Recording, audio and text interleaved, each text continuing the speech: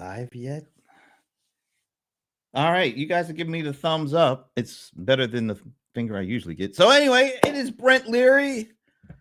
It is Friday afternoon. It is January the 31st. It's the last day of the first month of 2025.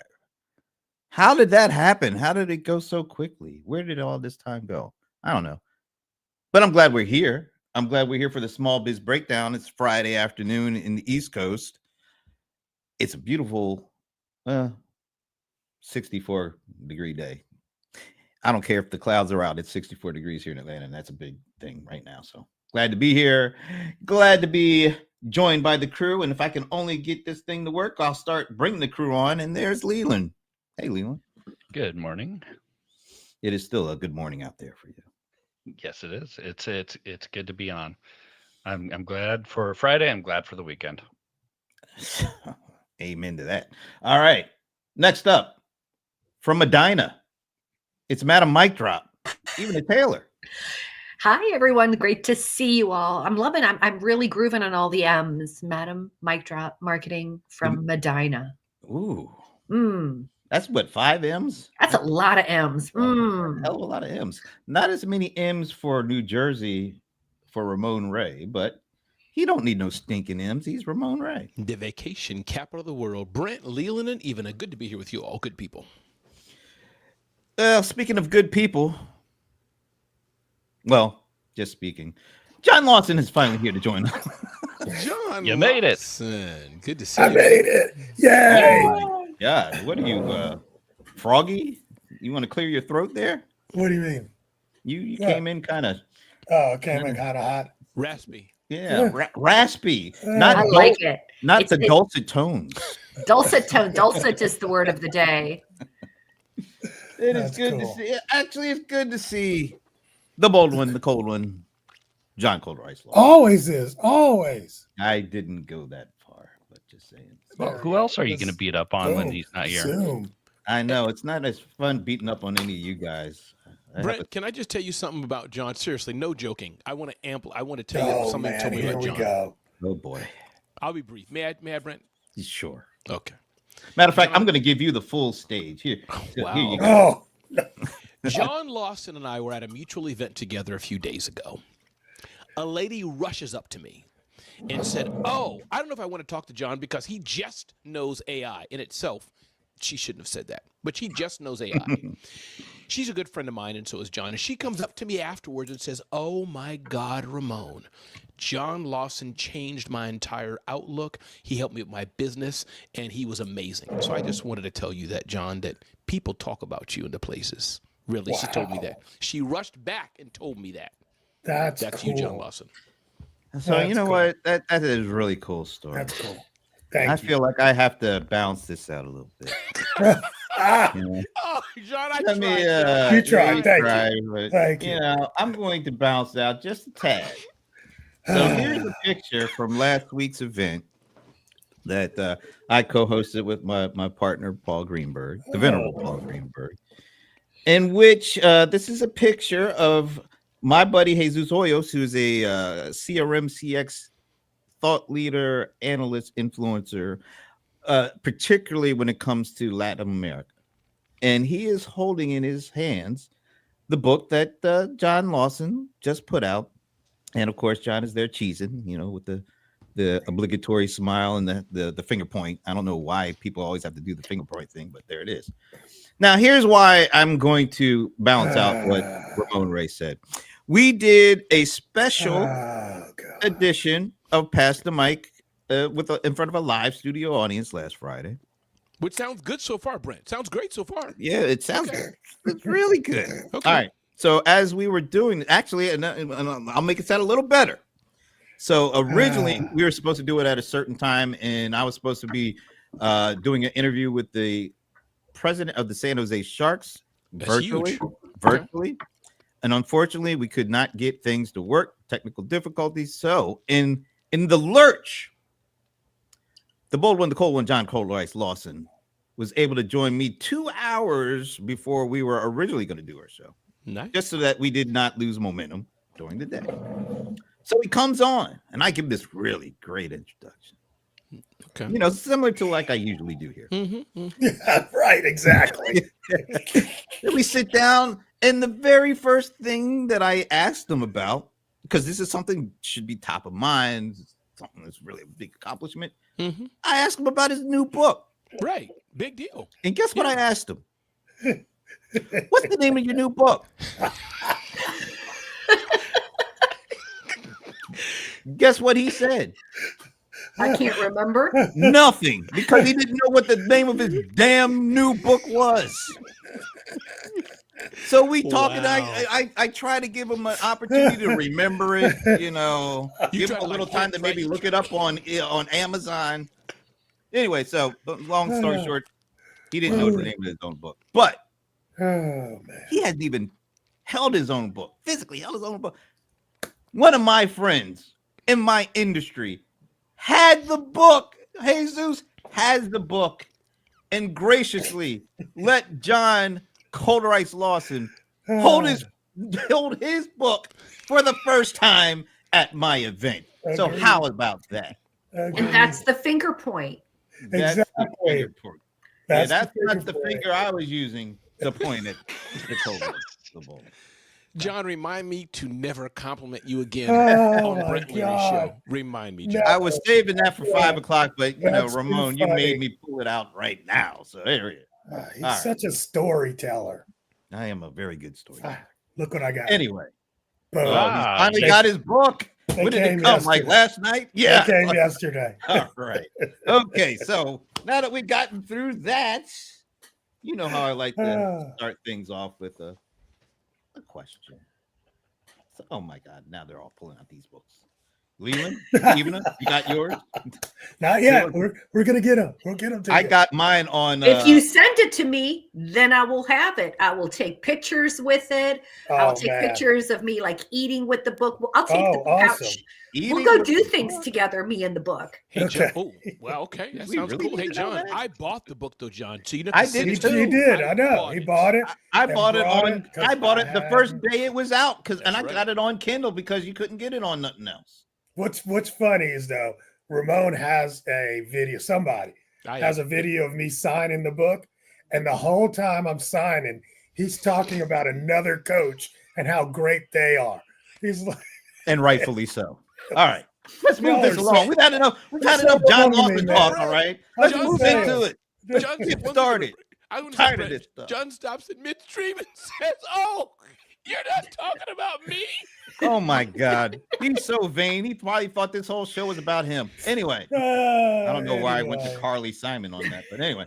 All right, here we go, folks. The first question. Well, kind of a question. All right. So recently, an analyst firm called T-Vision. I guess that's kind of short for television. I don't know.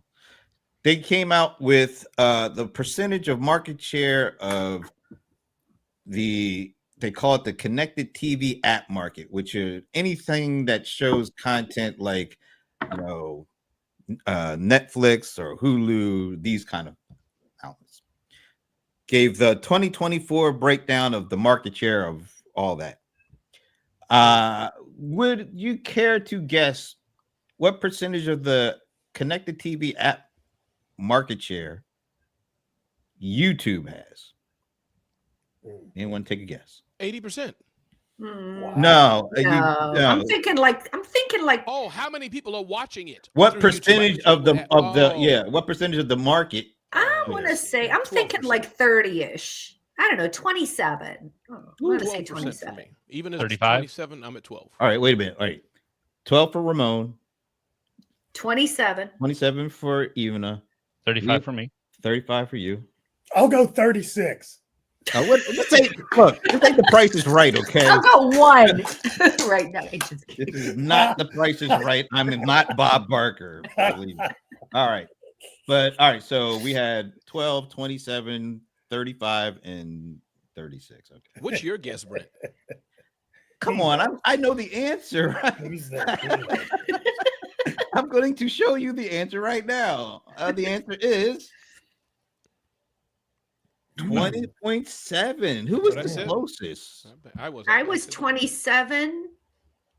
And You know what? You and Ramona was Ramona like 12. right halfway in Yeah. between. We were halfway in between. Yeah. Right. But now even I could skew it to you because No, you can't because she went over. Because I went Oh, over. no, No, wait a minute. Oh, it's not the If you price is add right. YouTube, I just said YouTube. I didn't say YouTube and YouTube TV. I just said YouTube. So if you combine Yeah. YouTube and YouTube Oh. TV, I would be spot on. you were no, pretty 'cause much right on it. No, if you would have said YouTube TV, then I would have added another 12%. Oh. But so wait a minute. So that would have put you at 24%. She still would have beat you.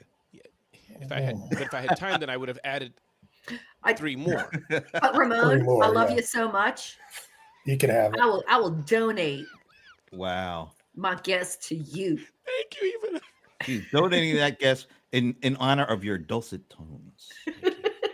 Thank you so much, even. I appreciate it. All right. Anything. Hey, put that back up real quick. I'm just Oh, you want to see that again? yeah. That's the time spent. That's the time spent. Okay. Yeah. Share of CTV app Yep. time. Share of app time. That's Sure how about- much. Yeah. Percentage. 20%. I am one of those that spend way more time on YouTube than any of the other ones there. Netflix is probably second for me. I'm Well, actually really YouTube surprised about TV. Amazon Prime. I'm Netflix and Amazon. I am surprised how low Amazon is only because of the Fire TVs. You know what I mean? It's like a closer, you don't have to do much to watch a bunch of things. I'm surprised that Disney Plus Yeah, isn't Disney's higher right up. there. Disney. Apple Paramount. TV is not there. I guess I'm not. they're represented in the 1% average of apps. But maybe they're just talking about like the app itself. Like I watch Hours. those things, but I don't watch them on an app. You know, I mean, I don't know if they're actually. I don't Well, know. it does say I wonder. app, so I'm guessing it's app, not website. App time. And think of it too. A lot. I'm looking at this and I'm thinking, which was first? I think YouTube was first, then Netflix streaming came second. Hulu. I'm thinking about like time and market. Yeah, but even that's a good point. Yes, but I think that when you consider the app as a latecomer to having a smart TV, I only got mine 2, 3, 4 years ago. We just did computers in our home, so I only have a smart TV. So I think that app is a good distinction because the web makes it so wide and so broad, and you going do on your TV and trying to get a web browser. But app, that is a distinction. Yeah. Me being a new person, I got the Kindle. I can on my remote. It's a better experience. So I think that app is a distinction. Yeah, I so, think it's too. a huge distinction. Yeah, I think Yeah. you're right. Yeah. But I am surprised Disney Plus isn't higher up. Like, I don't know. They're kind of a. There's a lot of the content is because Hulu is owned by Disney. Yeah. I would imagine that, it's on Hulu. they just Mhm. grab Hulu. And remember, Leland, that Amazon streams through Disney. I got an Apple TV subscription via Amazon. Ah, yeah. So That's keep what that in I'm mind. saying. Yeah. Amazon, you could have. I don't know. I don't want to speak out of turn, but it feels like you can subscribe for a lot of different apps through Amazon. It can be a little clumsy if you subscribe through Amazon. You kind of have to watch through Amazon, whereas if you subscribe separate, you have to watch separate. And I don't know. It's inconsistent. I have both. Yeah. Mm. I do not do YouTube, but I live in Netflix and Amazon. so let me ask you guys this. So I have YouTube. Of course, everybody has YouTube. I have Netflix. I think I have Hulu through a package deal with Disney Plus. I have YouTube TV. I have Amazon Prime. Do you all have all 4 of those like me? Yeah. Well, are you paying? You're paying for YouTube and YouTube TV, right? I'm not paying for it. I'm paying for YouTube TV because that's my main way of watching live. But you pay for YouTube But you too, like don't you? sports. I do YouTube Premium just to cut Yeah, out the ads. that's Yeah. YouTube. For me, it's only Netflix and Amazon. I have YouTube, but I don't pay for it because I'm not a TV watcher. Hulu we don't need it, but for now, I'll just add another one. Don't forget these niche apps. In our household, Tubi. somebody has Viki. Yeah, Tubi. I got And then BritBox. Viki is great for Asian stuff. BritBox, there you go. Yeah. Okay. Oh, yeah. Mhm. So we're just think about all of the time spent by people collectively watching stuff on these apps. That's right. Yeah. And YouTube has 1/5 of that market. And actually, when you add in YouTube TV, It's more like Third. 30% almost. Yeah. Has anyone? I received an email from Amazon informing, or not Amazon, from Netflix informing me that my subscription rate, yes, has Going up. gone up. Oh, again, that's the again. annual notice we get, Oh, right? yeah. Yeah. An annual, that's twice a year. Getting it to that point. And it is now, I want to say, is it $24.99, 20? Oh I don't my know. God, 24. I think I I'm mean- paying $15.99 at the moment. Well, that's what I'm saying. Now, well, I'm paying for the no commercial one. This is where I'm investing in my no commercial. Mm. I give myself, and I can't. I'm feeling like maybe I'm getting older and cheaper in my old age. I'm trying not to feel cheap, but my value to enjoyment ratio when it comes to how the price increases have been going are really having me question things that I've never questioned before.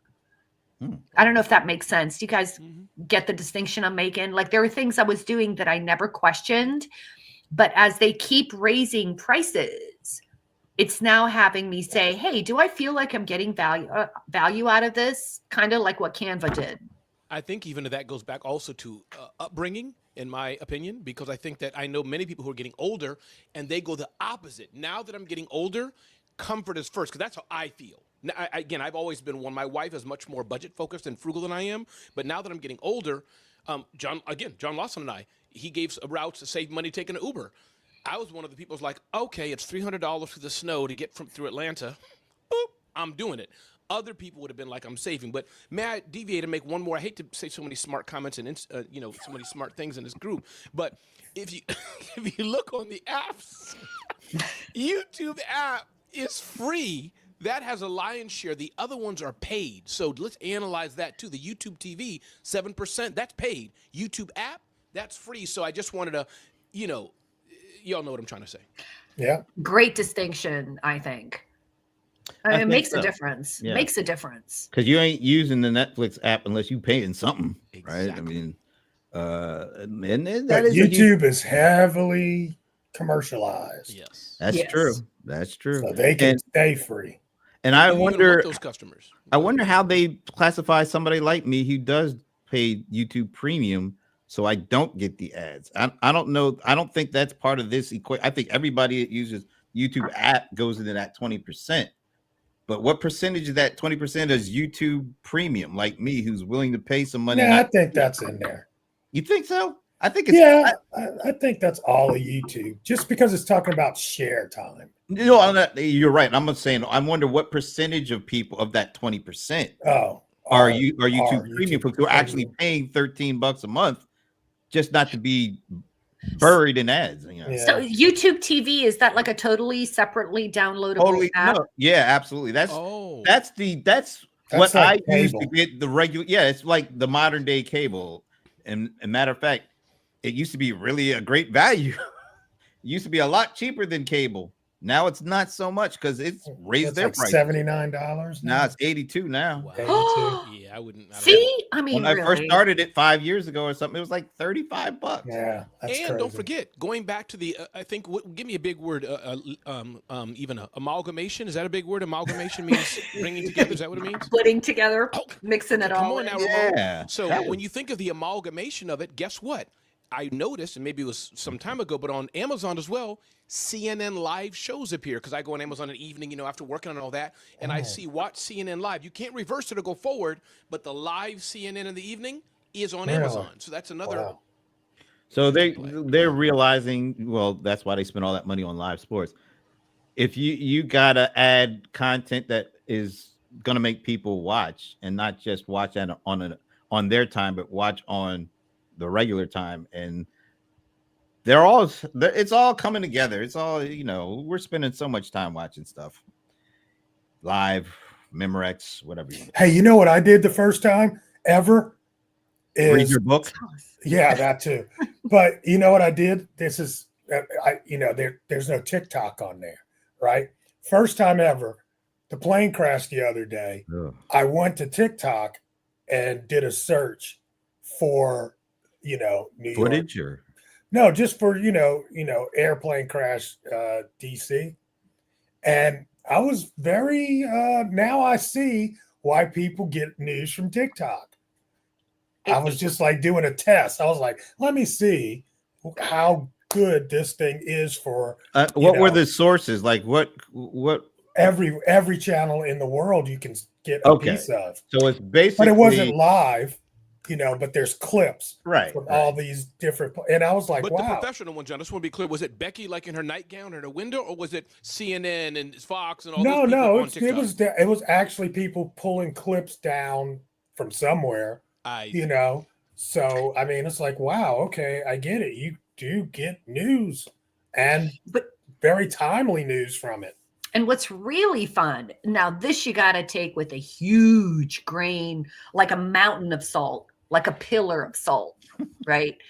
However, I still find it really fascinating and interesting when they do play the clips, and then they will have, I am a working air traffic controller, or I used to fly Black Hawk helicopters on that route, like those kinds of people. Yeah. I find that interesting. I wouldn't go around quoting things or whatever, but just for my own self to hear people who have had that experience talk about what certain things mean and what that experience is. And I think that's one of the things I really love about that TikTok channel. I don't see as much of that on Instagram as I do on TikTok. It really brings out experts from a variety of different fields. Mm-hmm. Nice. Yeah, but you do got to hit that grain of salt, because I've been seeing that there's a lot of speculation where they're not an expert in any way, shape, or form. So huge grain of salt. Who would speculate? What? John, like DEI did it? Oh, good Lord. Well, John, I was going to ask you, did you what when you searched on Truth Social for the news and things, what came up, John, when your app? 'Cause I know that's on your front homepage of your app, Truth Social. Come on. Oh no, I do not. All right, I think it's time to move this along now. Just thought I'd say that. All right. Speaking of something other than that, let's go into DeepSeek. I want to play a clip from my buddy Ray Wong.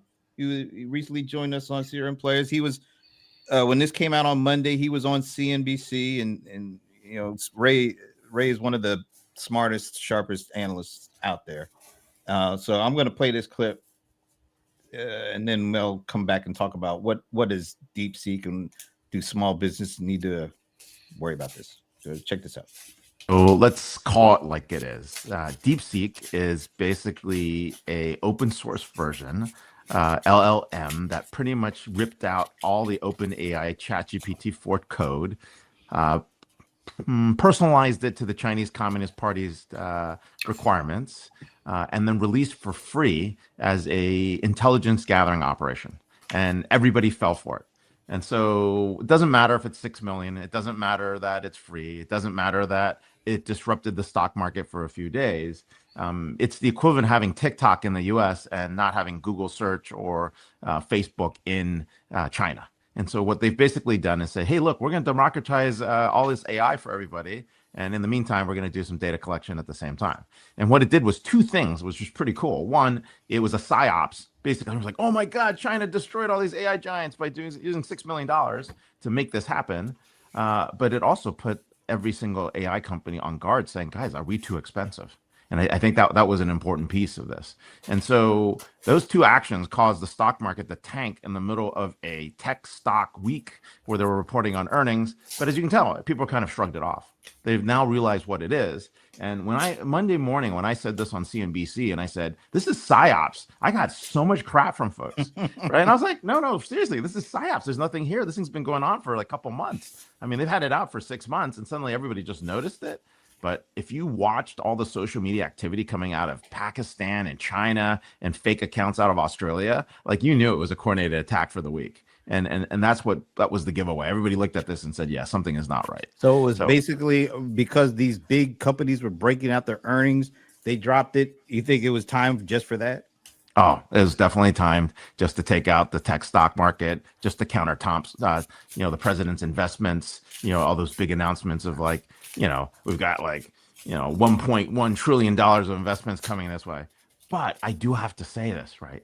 I mean, unlike the internet age where things were decentralized, open, lots of players and cheaper, AI has been the exact opposite. It's centralized, it's closed, there are a few players, it's super expensive. And so just knowing that we can do this for, 1/100th the cost, that's actually a good thing, right? It puts everyone on alert to say you can't keep putting a gun to the head of, tech buyers so that they'll have to be forced to pay for AI even if they want it or not, right? That's the good news. DeepSeek. Did you guys see that on Monday when all hell broke loose? Yep. Mm-hmm. Yeah, but I do find that to be a little bit overhyped. What's overhyped? DeepSeek or what? His analogy of it being just a psyop operation. I don't get that part. But remove the politics out of it, and there's something really there. I think he said psyops from the data collection standpoint of what Chinese government has been doing forever, basically. My favorite point that he made is something I was actually thinking about, and I'm glad there were smarter people out there than me to say it, is everyone's been talking about how much cheaper it is. But as I was looking into it, he exactly said that. It was going in there, taking what OpenAI had done, who had made the hard, quote unquote, infrastructural investment of stealing everybody else's stuff. Right. Exactly. Let's be clear. Right there with you. They so let's be. And another thing that he said that was completely wrong, that they did not steal the code. They didn't really steal the code. They basically just queried the database and got it to answer all the questions, took those answers and put them in their own. I don't think he meant steal it in the sense of like ripping off anybody. I think it's like everything was public, everything was available, and they just used resources. It's not available. I mean, you can't really. The code's not available. See that? I mean, they did do the open source code wasn't available. No, there's no open source code for OpenAI. What they used partially to build that was open source. Now they are particularly trying to close everything down because they're trying to protect their shit right now, right? No, there was no open source code. There's no open source code to yes. Didn't Meta put out there? Yeah, there is. Yeah, but it's not OpenAI's code. No, I don't think he said specifically OpenAI's code, but China basically OpenAI is pissed off because they if you actually queried, and they fixed this now, but on the first day that it was out and everybody was out, it's like if you queried it and asked it, what version are you? It would say, I'm OpenAI 4.0. That's what it actually would say because it had been trained on its data so much, in fact, that it actually was saying that's what it was, which is pretty hilarious. John, can I ask you a question? John, I just want to clarify, and this is, clarify geek thing, what you and Leon are saying. You're saying they didn't steal code, and 2, they stole the query, and 3, there is no open source besides what Facebook launched, open source LLM, I guess, and all that. There's a lot of open source LLMs. Oh, okay. But I'm saying OpenAI's version is not open source. Okay. So you can't get their, code and copy it. Got it. But what was available publicly, China used the hell out of it, and they had the resources to do what they did and to make the splash that they did. And that's why it cost them 1/100th of the price. Yeah. And what we are finding out, and if you actually remember this from a year ago, I'll never forget this at Zoho, where he was talking about utilizing smaller LLMs and getting larger LLMs to train it with their data so that you could use smaller ones that would be as smart. And basically, that's where we are now. Mm-hmm. Well, and partially is because the cost and what China is proving, because they have the capability in terms of the power consumption, they've really made it more efficient. The amount that they pay for their power consumption is like a fraction of what's being paid over in the US, which is why they're able to drive the prices down the way they did. On the American front, we have the chip technology, we have like the smarts, but the cost per power on the U.S. side is ridiculous compared to what China has.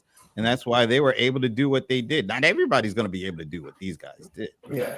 Well, I think ultimately everybody will be able to do what these guys did because they have now proven that you can do what we've done. Well, that's the big thing that a lot of people aren't talking about. It's like if you can throw away what China did, and the fact that they already did it has everybody else saying, let's get started. Yeah. The key, though, is China can do it at the price they did it because of the cost per power consumption that they are able to pay. You're not able to do that at that price point in the U.S. because we pay way more for power consumption than what China is doing. And their power consumption is 1/10 or even 1/100th of what their cost, the ability that they were able to do that is because they could drive the cost down for power. No, I'm saying they use smaller chips and they use less power. And their cost per gigawatt is way cheaper than what it is in the U.S. All of that plays a role in they were able to drive that cost down. It's going to take, our infrastructure is not set up for, at least right today, not to be the kind of cost per gigawatt like China is able. I mean, but can we also hopefully we'll get there. Talking about the government, I mean, two other things I think could be interesting is that when you have a state actor, U.S. government or anybody else behind it, that's a huge thing. So who knows what they really put into it? We're all touting 6 million. They could have put in 10 trillion. Yeah, that's what they're telling us, right? Right. Number two is that, remember, and again, love, China's a great place and all those kind of things, but, different laws and rules. It's my understanding that when you fly a plane, and you all know what I'm trying to say here, when you fly a plane, 50% of it is like to cover lawsuits. Like, could you fly the plane cheaper, but the other stuff besides our creature comfort is just if something happens, or a plane or a train, or you sip your cup of coffee. There's a large share of that coffee cup in case she drops it in her lap and sues you for millions of dollars. You got to cover yourself. So a lot of those things, I'm guessing that China said, well, we can. Yeah, they don't have regulation over there like we have, and they don't have lawyers like we have. I mean, there are a lot of things that add up to the pricing that we are forced to deal with that they don't have. And this let me just here's the thing, guys. Okay, the size of a large language model is actually, like, they'll say this is a $7 billion bit size or whatever. It's a 7B, a 30B. So basically, OpenAI is a 30B. This is a 7B. It's actually smaller. That's all I'm saying. Given that, I totally understand that, but look at all the data centers that are going up. It's going to do all this power consumption that's going into these data centers, regardless of whether it's a 30 billion set or a couple of terabytes. All of this is going somewhere. It's being processed somewhere. And that's why I think a lot of these companies, and I'll be very interested to be able to talk to Sridhar Vembu next week at Zoho, because he just stepped down as a CEO to become their chief scientist. And I have a strong suspicion is to solve these kind of problems and challenges. This energy consumption is going to be a big throttle point for all this stuff that's going on with AI, unless they figure out a way to manage it.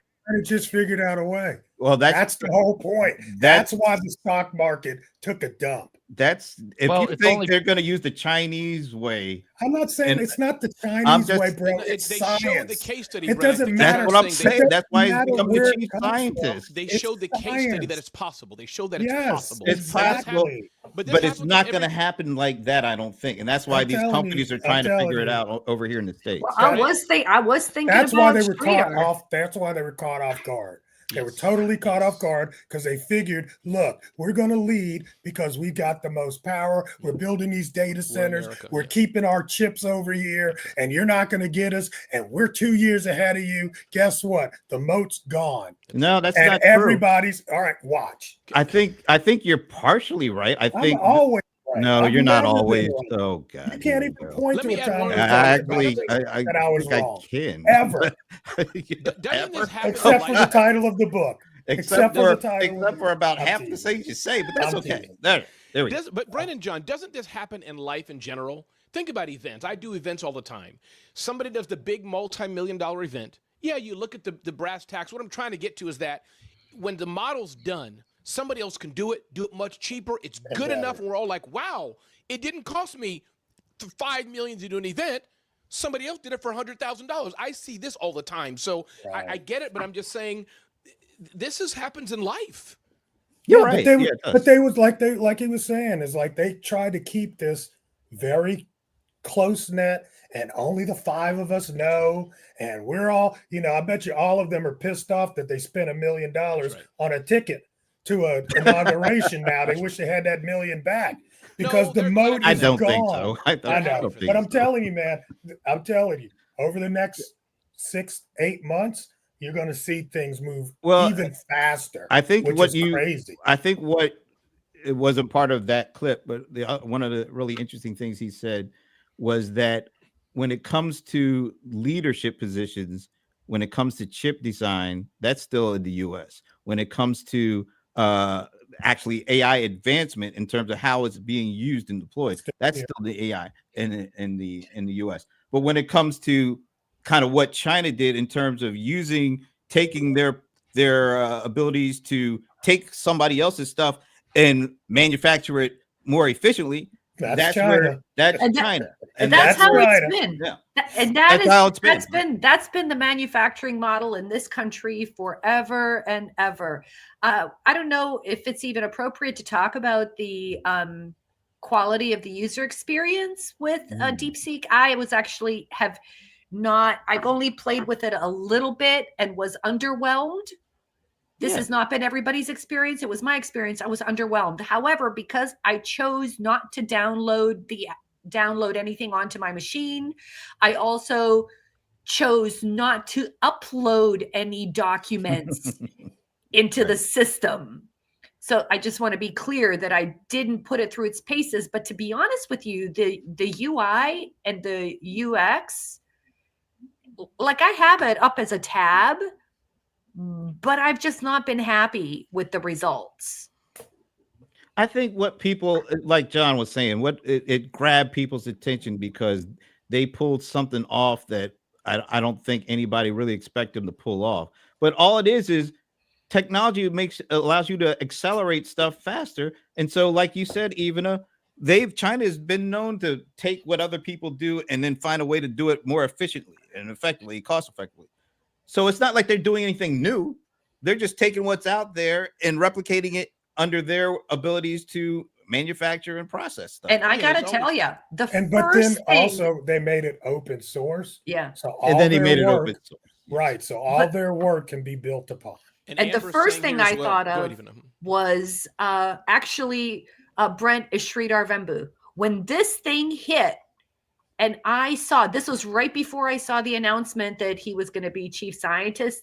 The first thing I thought of is, what does he always say?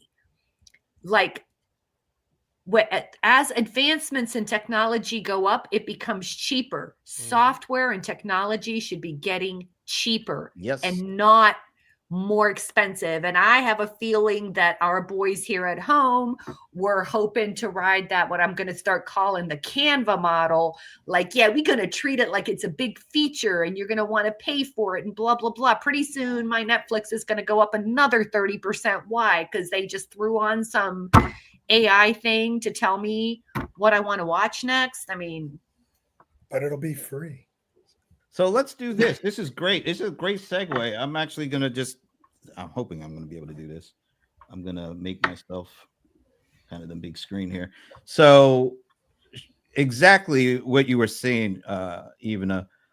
Sridhar Vembu, co-founder and former CEO up until last week, apparently, of Zoho, announced that he is stepping down as CEO and moving over to become their chief scientist. And literally before he made that a statement, Zoho analyst event is going on next week. So I was getting prepared because I'm going to be doing a sit down with him and a few of the other folks. And so I was looking at some of the previous conversations I'd had with him. And 5 years ago, this month, 5 years ago, I was sitting down. This is well before ChatGPT. This is well before a lot of the stuff, Gen AI and all that kind of stuff. I had a conversation with him where he was talking about we need to find, Zoho was looking for better ways to power our data centers. This is 5 years ago. This was before all this stuff happened. And that's why I think he stepped down. I wouldn't be surprised at all if he was already kind of acting as the chief scientist unofficially until they made it official, because they're already looking for, they knew this day was coming, and companies like Zoho, and I'm sure there are others, probably weren't as caught off guard as the general public and even the general tech companies were, because he was already looking at this stuff. He was already trying to figure it out. And now he's officially become the chief scientist. I think we're going to see more companies and more people in charge of these companies have to focus more on this as opposed to the running of the daily operations.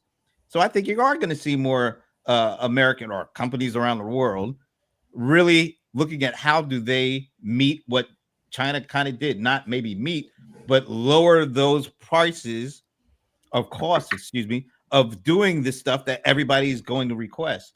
It's just a matter of how do American companies be better at this. And also, hey, you're going to have to drop your prices, because we now know, we don't know if it's 6 million, but we know that you can do what you're doing a lot cheaper, a lot more effectively.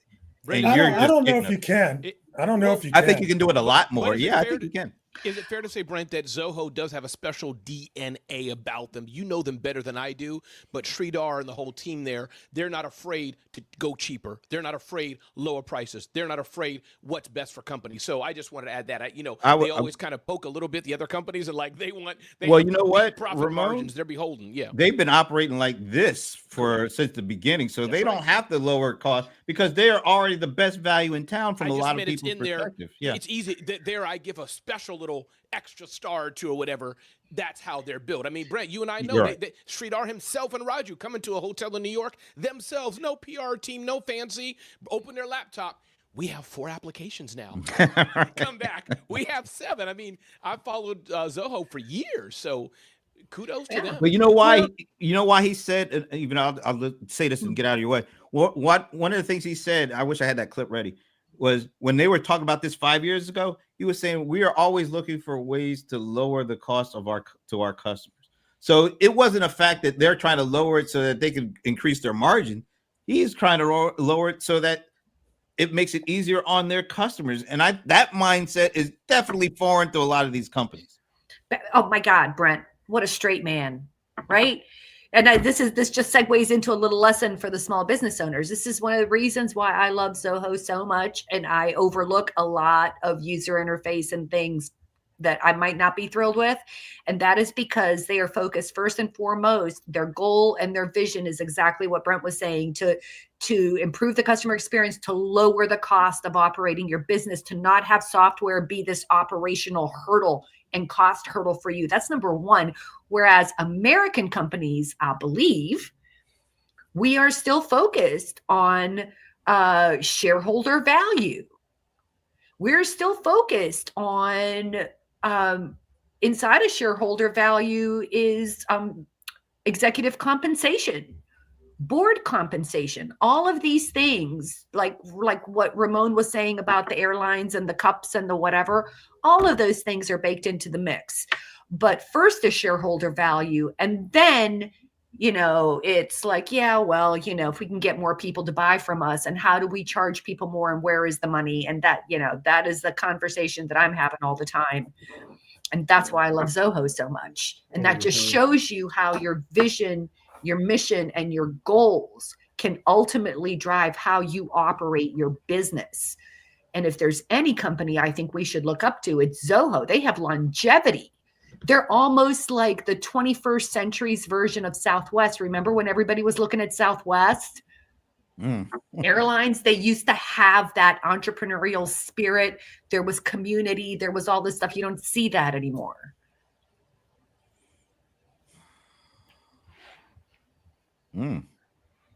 Left everybody speechless. I know. Was that a mic drop? Yeah, it was kind of a mic drop. I don't know. Can we give a shout out also to Spicita? Thanks for being here, Spicita. I see you. Amber, thanks for being here. Appreciate y'all being here in my community. Jeff C. in my community. Amber in my community. Spicita from my community. Thank you, everybody, for coming from my community. Appreciate that so much. Could you tell us where these folks are from, Ramon? Sure, absolutely.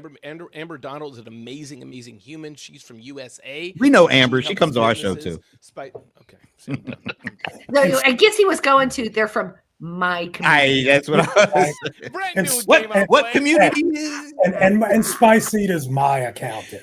Oh wow, so, John, we're gonna go there. She's your accountant, so she knows the real deal. Okay, yes. Spicita, we need to talk next to Spicita at an event recently. Did you? Yes, I did. She's awesome. She is. All right, folks. Wow, that was Jeff C, by the way, is here. Jeff C is an amazing, he has a show, Social Media News. I think some of you may know him, an amazing podcaster, host, and more. And he has a very long beard. What's up, Jeff? You should have just led with the long beard. I know. When you say that, I can't even. All right. So anyway, is there any long-term impact that small businesses really should focus in on when it comes to all this DeepSeek stuff? None at all, in my opinion. Just understand that things are about to get cheaper. That's right. Not at all. Yeah. Rely on the companies you know and use. Your bank, any application you use, they're embedding it, doing it. But I encourage, like Eva said, the few that can, play with all this stuff. Be careful of it, but don't. Other thing I would say, don't build your whole business on any of this. Canva's been around for ages, got it. But one of the companies, I forgot who was it. I don't want to say the names, like to be wrong. They went out of business. The accounting firm recently. They left 100,000. Hook 'em, crook 'em, and snook 'em. That's right. They went out of business, and so be careful where you build your whole platform on. You're welcome, Amber. Love Ramon. Love Ramon. Thanks for your knowledge. And you know what I would say? I would say definitely if you run into articles, read up on, and do your best to understand the foundations of how AI works. I know we talked a lot about that. You heard like Brent and John, and we were talking about the code and this and that, blah blah blah. I think it's a good idea to do your best to educate yourself on how some of these models work, the difference between large language models, medium and small when they're used, those types of things. Like I even said, I didn't download. I mean, look, I'm not some tech expert, right? I did not download DeepSeek onto my machine, even though you can. There are people who I follow and admire who said, if you don't want your data to be shared, then download it onto your machine. And I'm like, I'm not tech savvy enough to know what's happening there. So no, right? And then obviously we know whatever you put up online lives forever. And even though my documents are very boring, I still don't feel comfortable creating that link and uploading that document in a software as a service right now. So will I read about DeepSeek? Would I learn and watch people do demos? I will do all of those things. I will play with the raw thing testing, but I am not ready to make any big investments. So that's my advice for small businesses. Do your best to learn and understand, because believe me, people, it's going to layer and layer and layer. And if you are far behind, it's like updating your machine. It's going to be virtually impossible to catch up. So learn as you go. I think for most small businesses, DeepSeek's not even going to be a thing for them, because they're in their Microsoft Word, they're in their QuickBooks, they're in their applications that have their own AI, and they're not going to ChatGPT, they're not going to DeepSeek to integrate or anything like that. Google Docs is using Gemini, and Microsoft is using Copilot, and so for the most part, the average small business owner is just going to use the baked in AI that comes with whatever software they're using for the most part. And it'll come out ahead when hopefully all these services are a little bit cheaper, because DeepSeek came out and said, hey, we could do it cheaper. And so maybe Google and maybe Microsoft is going, okay, let's see if we can find a way to make it a little bit cheaper, so that we can make it cheaper in our software. Either that or someone's going to jump ship, but I doubt it. Yeah, they're going to hold us hostage like restaurants and burger joints. Yeah. I mean, who's going to move away from QuickBooks just because it's just a little bit more expensive. I mean, and it's not going to be a little bit. I'm telling you, people are getting bold, absolutely bold. You know, they're going to count on the fact that you're hungry. I had to make a quick trip down to Florida. I was starving myself, had a cheeseburger and some fries, and the bill came and it was $25 for a cheeseburger. I didn't even get a drink. Wow. One thing I will say, crime. That's a crime right there. For small business, this is not about you. It really is not. You do not have to be a pioneer in AI technology. Don't get caught up in the bro hype of the tech bros telling you about this thing and that. DeepSeek is not ready for you to be putting your business information into and all of that. That's not what it was about. It's not really about. It was a psyop. It was a psyop. But I mean, it's just, John, those things. I mean, you're a small business. Keep doing what you do. Stay focused on the real goals, and don't get caught up in trying to jump to this new thing just because you heard about it last week.